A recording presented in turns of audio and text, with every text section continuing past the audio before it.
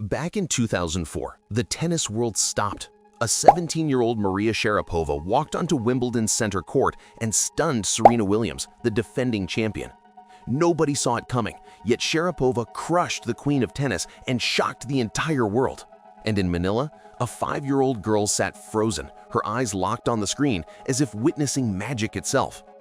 That moment lit a fire in Alex Eala that never went out. She copied Sharapova's every move, her strokes, her power, even her famous grunt. While kids around her played basketball, Alex dreamed of center court. But here's the real breakpoint. Watching your idol is one thing, becoming your idol is another. Would Alex ever rise to Maria's level? Could she carry that same ruthless fire? Or would the weight of chasing a legend crush her before she even began? In this video, we'll reveal how Sharapova's influence shaped Alex's journey, the struggles, the sacrifices, and the moment the two finally stood face to face. Stay tuned, because this isn't just about tennis. It's about how one legend's spark created another. But internationally, I looked up a lot to Maria Sharapova. After that night in 2004, Alex's life was never the same. Every morning before school, she'd swing a racket almost bigger than her body, replaying Sharapova's moves in her head. At home, her bedroom turned into a shrine. Photos of Sharapova on the wall, tennis balls scattered across the floor, and echoes of that famous grunt filling the house. But this wasn't just playful imitation.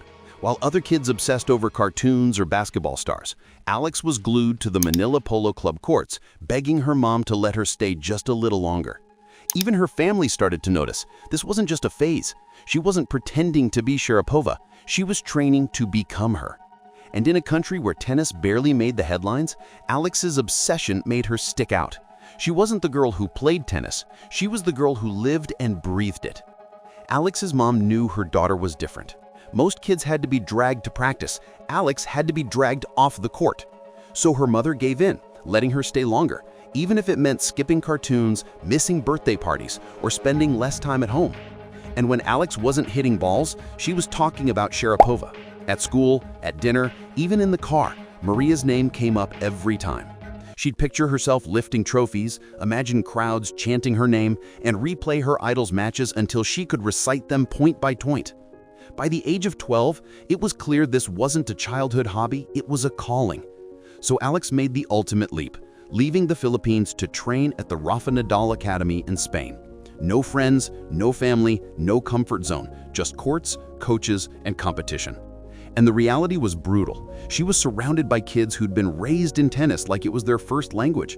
Every match felt like climbing a mountain. Every loss chipped at her confidence, and the homesickness hit harder than any opponent. But Alex had one secret weapon. On her phone was a photo of Maria holding that Wimbledon trophy. Whenever doubt crept in, she looked at it and remembered exactly why she was there. In Spain, Alex found more than training. She found Maria's voice. Sharapova's memoir, Unstoppable, became her Bible. She underlined lines like, "Want it more than the girl across the net," and carried them into every match. It wasn't just about hitting harder or running faster. It was about refusing to break. Because talent only takes you so far, and Alex learned that the hard way. Her junior career was full of early defeats, brutal headlines, and whispers that she was just a hype kid destined to fade away. But instead of folding, she soaked up the criticism. It reminded her of Sharapova's darkest chapter, the suspension that could have ended everything. Maria didn't quit. She came back. That stubborn, no excuses mentality became Alex's fuel. She stopped fearing failure and started treating every loss as a free lesson. For Alex, falling wasn't the end. It was step one to rising higher. And then life handed her the moment she had dreamed of since she was 5 years old, meeting her idol face to face. Miami Open 2022. Alex had just finished a grueling match when she walked into the locker room and froze. Sitting there, calm as ever, was the reason she'd picked up a racket: Maria Sharapova. For a second, Alex forgot how to breathe. This wasn't a poster on her wall. This was Sharapova in real life, smiling right at her. And then came the words Alex never expected to hear: "I've been following you." Tears rolled before she could stop them. She blurted out the truth: "You're the reason I play tennis." It wasn't just a fan meeting her idol, it was a torch being passed. And Maria knew it.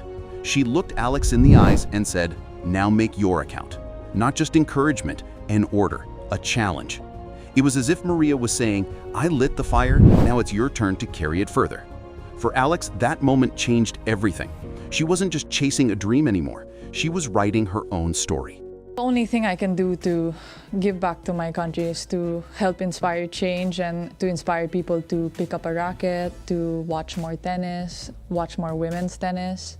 And I think that tennis in the Philippines has so much potential because even though it's not as widespread as other sports, I feel that we have a lot of hidden talent, and if we can have the support to back it up and the exposure to back it up, then I think that Philippine tennis can be a big thing. By 2023, Alex wasn't just another junior with potential. She was history in the making. She became the first Filipina ever to crack the WTA Top 200. And suddenly, the tennis world was paying attention. But the real shock came at the 2025 Miami Open. Match after match, Alex bulldozed through names no one thought she could touch: Sloane Stephens, Madison Keys. Fans kept refreshing their phones like, "Wait, did that really just happen?" The media crowned her the new title, the Giant Slayer. And it fit perfectly. Her game was fire and ice, Sharapova's fearless intensity mixed with her own unpredictable style. Every serve, every rally carried that same hunger she learned from her idol, but with a Filipino twist that made it uniquely hers. Alex wasn't just winning matches, she was putting Philippine tennis on the global map. And the message was clear: this wasn't a fluke, this was the start of something much bigger. Alex's wins didn't just shake up the WTA rankings, they lit up an entire country. Suddenly, kids in the Philippines were wearing Team Ala shirts, grabbing rackets, and turning parking lots into makeshift tennis courts.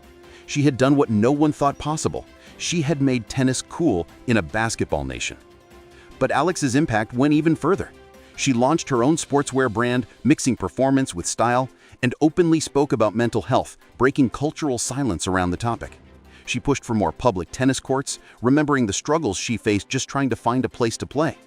Her influence wasn't just about forehands and backhands. It was about showing kids that their dreams mattered. "I have to live in a way that makes them proud," Alex said, fully aware of the young eyes watching her.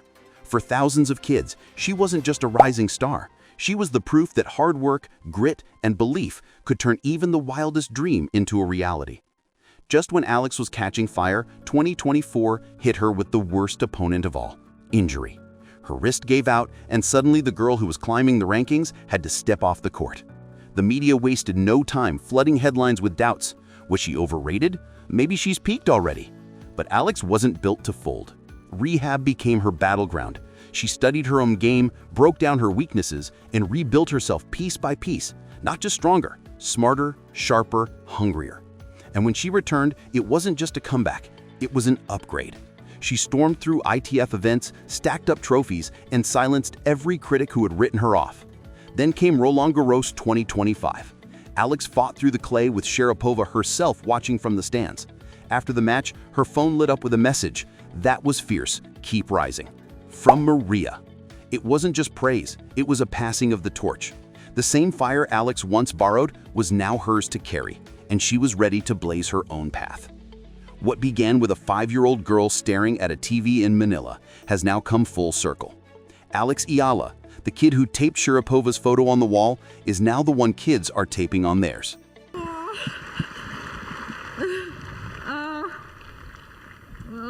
my God. Okay. Well, first of all, I want to congratulate Maya for a great match and a great tournament. Yeah, I think you did really well. And I think, you know, if I was to lose to anyone this week, it would definitely be you. So congratulations. She opened the Eala Academy in Laguna, giving young athletes the world-class training she once had to leave home to find.